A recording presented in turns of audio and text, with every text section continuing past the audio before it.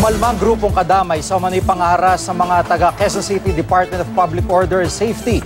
Kinukunan daw kasi sila ng litrato sa gitna ng protesta sa isyu ng mga kolorom na tricycle. May live report si Oscar Oida. Oscar. Yes, Jiggy, nagtipon ang ilang miyembro ng kadamay sa harapan ng Quezon City Hall nang makagirian na mga ito ang isang tauhan ng Quezon City Department of Public Order and Safety.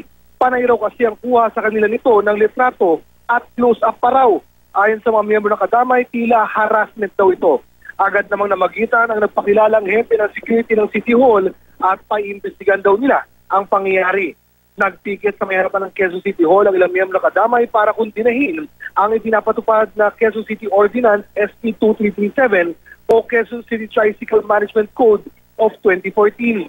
Sa pinaigting kasing kampanya ng Quezon City Government taban sa mga kolorom na tricycle, bukod sa kinukumpiska mga kolorom, ay sinisira pa ang sidecar ng mga ito.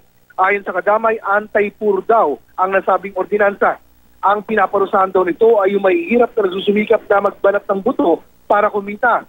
Sana raw, imbis na parusahan ng mga tricycle driver na may unregistered na sakyan, ay tulungan naman ito na makapagparehistro. Dapat daw pag-aralan muna ng gobyerno kung bakit nga ba hindi nakapagparehistro ang mga ito. Baka raw masyadong maraming bayarin at required, kaya nahihirapan daw mga mahihirap na makapagparehistro. Hindi naman nagtagal ang grupo sa City Hall. Matapos ang maikling programa ay nilisan din nila ang lugar.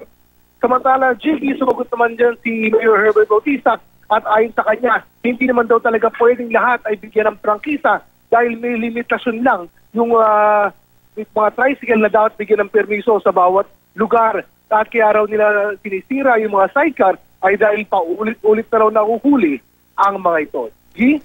Maraming salamat, Oscar Oida.